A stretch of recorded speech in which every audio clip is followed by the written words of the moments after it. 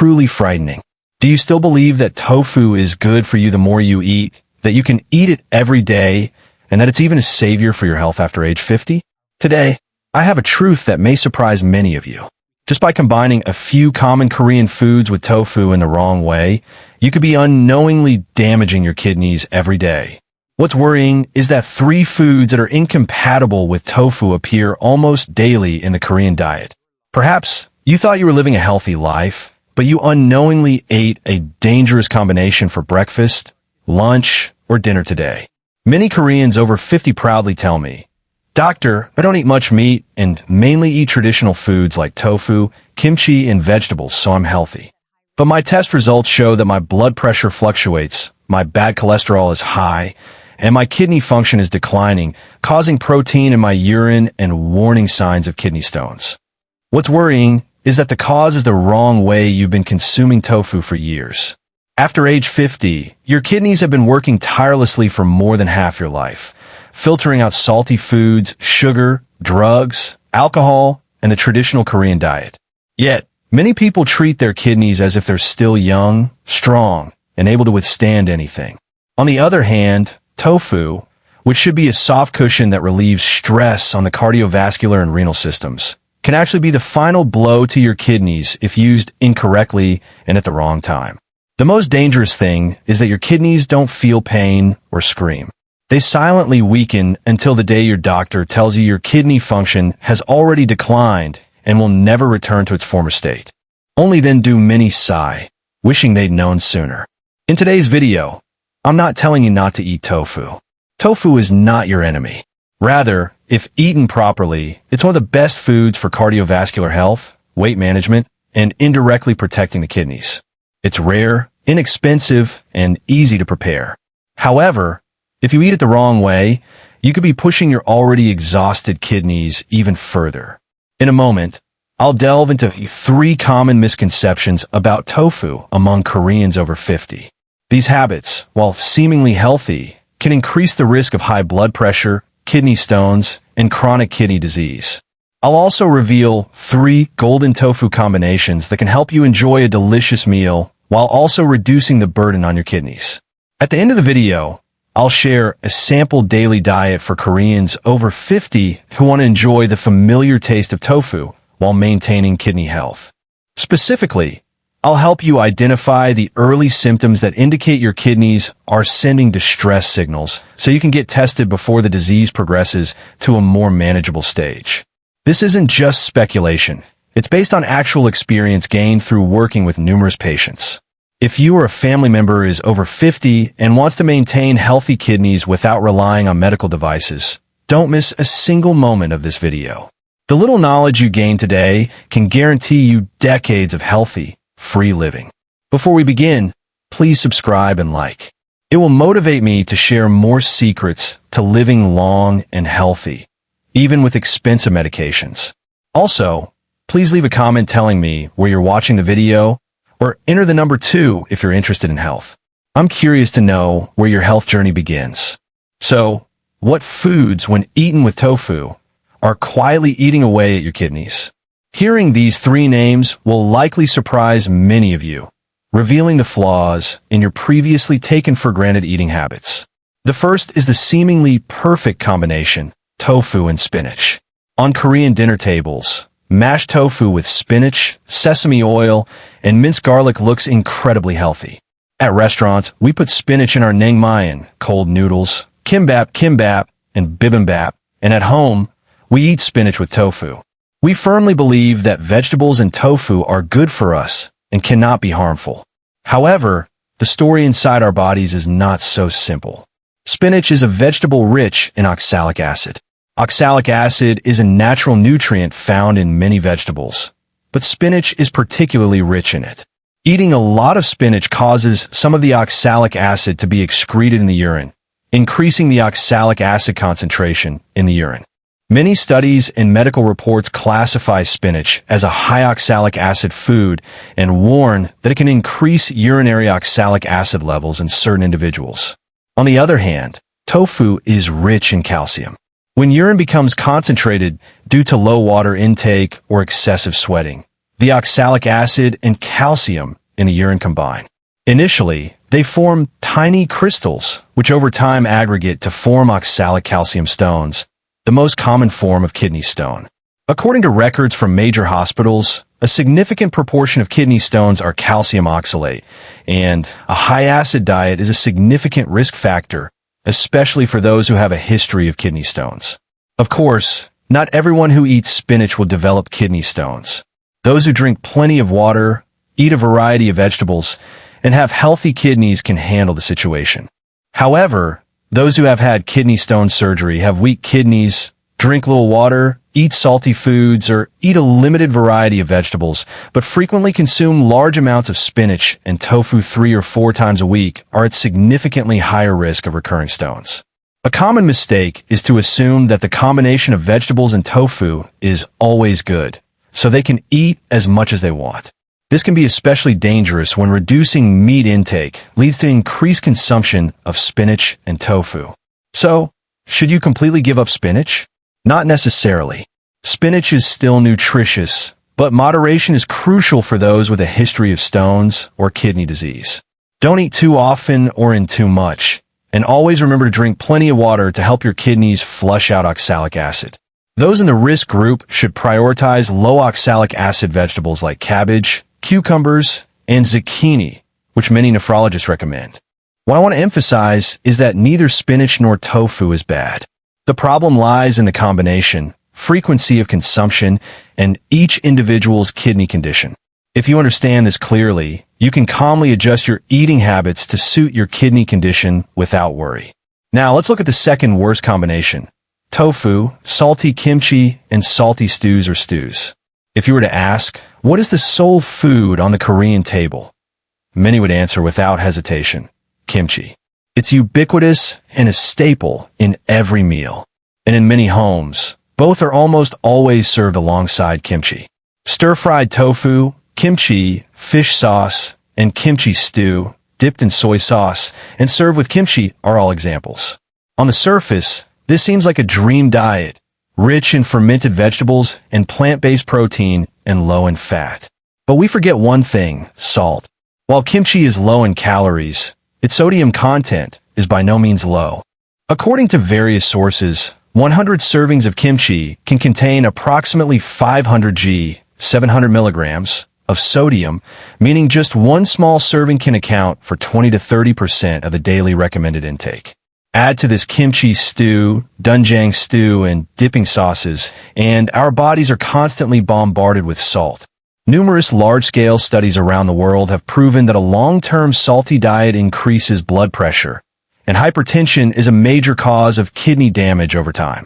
For those with existing kidney disease, excessive salt intake can lead to fluid retention, swelling in the legs and face, difficulty breathing, elevated blood pressure, headaches, and in the long term, the need for strong phosphate supplements or even hemodialysis.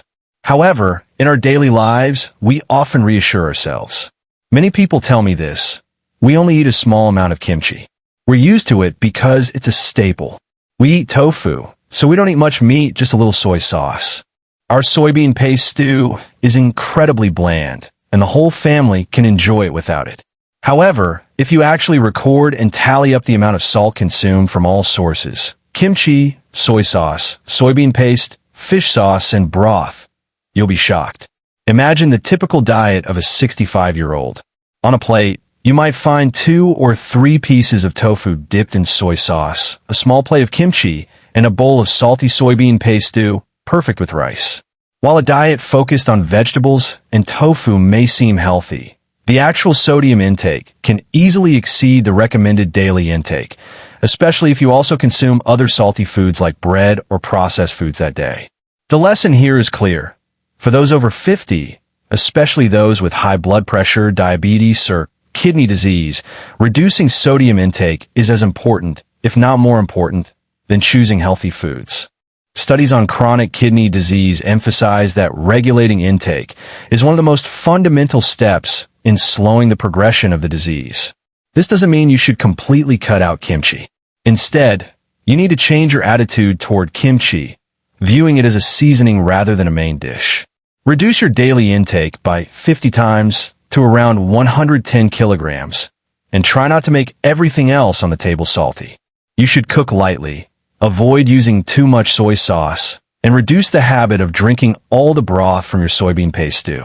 These small changes can significantly reduce the daily stress on your kidneys. Now, the third worst combination. This is the third combination. This is the part that most people will be most surprised by. The combination of processed meats like tofu, Spam, and sausage. As you know, buttigieg is a favorite of both young and old alike. It's made with chips, sausages, ham, ramen, cellophane noodles, kimchi, and tofu. A hot buttigieg dish with a few slices looks delicious. Many kimbap and bibimbap also include Spam and sausages, and at family gatherings, tofu dishes with bacon or sausage stir-fry are often served. The problem is that processed meats are different from fresh meats. Processed meats contain a lot of salt, various additives, preservatives, nitrites, and, most importantly, inorganic phosphorus, which is rapidly absorbed by the body. Numerous studies have shown that consuming large amounts of these meats over a long period of time increases the risk of chronic kidney disease and its progression to severe cases. Tracking tens of thousands of people across several countries has shown that those who consume high amounts of red and processed meat have significantly higher rates of kidney function decline and end-stage renal disease than those who consume less. Furthermore, kidney organizations warn of the overall dangers of excessively processed foods. These products are rich in energy, salt, sugar, saturated fat, and additives, while lacking fiber and natural vitamins. Recent studies have shown that those who consume more excessively processed foods have a higher risk of developing and progressing chronic kidney disease compared to those who eat primarily fresh, unprocessed foods. Many people comfort themselves by adding tofu to their buttigieg, army stew, by thinking that the stew is nutritionally balanced because it includes vegetables and tofu. However, the reality is different. In one pot, we are consuming the following: a large amount of protein from meat, sausage, and Spam, plus the vegetable protein from tofu. We are consuming a significant amount of salt from the processed meat itself, the broth, soy sauce, and kimchi. We are also consuming inorganic nitrites and other additives. Your kidneys have to handle all this burden at once. Younger people have strong kidneys and a good compensatory capacity, so there may not be immediate harm. However, for those over 50, especially those with high blood pressure, diabetes, or who have been told their kidneys are weak, a single pot of buttigieg is like forcing already exhausted kidneys to run another marathon. Common mistakes here are also commonplace.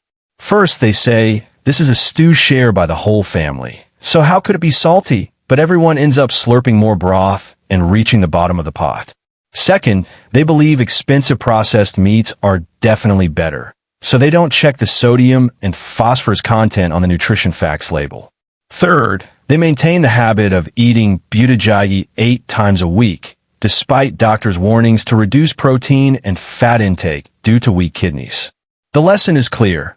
If you have kidney disease, diabetes, or high blood pressure, it's best to avoid processed meats as much as possible. When protein is needed, prioritize a moderate amount of fresh lean meat or increase the proportion of tofu and vegetables, but cook them lightly without Spam or sausage. Even those who are not, yet ill should not consider buttigieg or Spam kimbap as daily meals. Rather than eating them weekly, they should be treated as special meals enjoyed a few times a month. In short, these 3 familiar combinations, tofu and spinach, tofu and salty foods, and tofu and processed foods, are not poisonous. However, for Koreans over 50 with their rates of high blood pressure, diabetes, and kidney disease on the rise, the way they consume these foods, their frequency, quantity, and preparation can mark the line between tolerable kidney function and kidney failure. At this point, many people may be concerned, asking, is tofu good? Is it bad? Should I eat it or not? Before embarking on a blind fast, we must first understand whether tofu is truly a friend to the kidneys or whether it all depends on how we utilize it. Our bodies obtain protein through 2 main routes. These are meat, fish, and plants. Lean protein sources like beef and pork are high in bad fats, which, when consumed in large quantities, can lead to high cholesterol and difficulty controlling blood pressure. The kidneys must filter out all the waste products produced by these proteins and fats. Conversely, the plant-based protein in tofu is low in saturated fat and free of bad cholesterol, making it much more gentle on the cardiovascular and renal vessels. Therefore, for those who don't already have kidney disease, replacing some of their lean protein with tofu is a very beneficial choice. For those who already have kidney disease, the rules are different. What matters is not whether the protein comes from grains or tofu, but rather the total daily protein intake. Your doctor will calculate how much protein you should consume each day. Within that limit, and with your doctor's permission, it's fine to gradually switch from meat to tofu. Never arbitrarily increase your intake, thinking that plant-based protein is odor-free. Tofu becomes the enemy of the kidneys when we eat too much tofu alongside our regular meat and fish, far exceeding our total protein intake. Or it's when we constantly eat tofu with salty kimchi or soy-based processed meats, forcing our kidneys to shoulder the burden of both protein and salt. Or it's when we ignore a doctor's advice and change our diet without consulting a doctor, even if we already have kidney disease. Ultimately, tofu itself isn't harmful to the kidneys. Whether tofu is a friend or foe depends on 4 key factors: how much total protein you consume each day, how much salt you add, how you cook it, steaming or grilling, and your current kidney condition. If you eat it correctly and with proper knowledge, it could be a great ally. However, if you eat it excessively and with the wrong understanding, it could be a source of kidney fatigue. If you take a fair look at tofu, you'll find it's not as scary as many internet rumors suggest. Rather, when consumed properly and at the right time, tofu offers numerous benefits for cardiovascular health, weight management, and bone and joint health, all of which are directly linked to kidney health. Now, let's explore 5 lesser-known benefits of tofu. First, tofu is excellent for cardiovascular health. 5 key benefits of tofu for kidney health. Tofu contains almost no harmful fats in the blood, unlike some fatty meats, and is rich in plant-based compounds that help regulate blood pressure and hyperlipidemia. Stabilizing blood pressure also reduces damage to the microvascular vessels in the kidneys, allowing them to function more easily. Second, tofu aids in weight management. After age 50, even a few kilograms of weight gain can worsen blood sugar, blood pressure, and hyperlipidemia levels. Being overweight is a significant risk factor for diabetes and hypertension, 2 of the most damaging kidney diseases. Tofu is rich in protein but low in calories, helping you feel fuller for longer without overindulging in rice or fatty meats. Third, tofu is also beneficial for bone health. Soybeans contain calcium and bone-strengthening compounds, which help reduce the risk of osteoporosis, falls, and fractures in older adults. Strong bones and joints allow you to move and exercise more easily, which in turn leads to healthier heart and kidneys. Fourth, certain components in soybeans are known to support cerebrovascular health and memory. Maintaining a sharp mind, a steady pace, and normal blood pressure after age 60 is a way to protect your kidneys every day. Finally, both soybeans are inexpensive, readily available, and easy to prepare. This is crucial for those already spending a lot of money on medication. Having a healthy and economical source of protein can ease your mental burden and help you maintain kidney-healthy lifestyle habits for years to come, not just weeks. In theory, both soybeans offer many benefits when used wisely.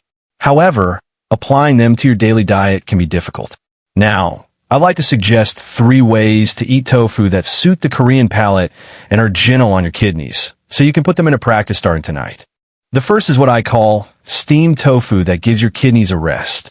3 healthy ways to eat tofu for your kidneys. Imagine warm, soft, white tofu steamed, sprinkled with finely chopped green onions, a little minced garlic, and a few drops of fragrant sesame oil, then lightly dipped in low-sodium soy sauce.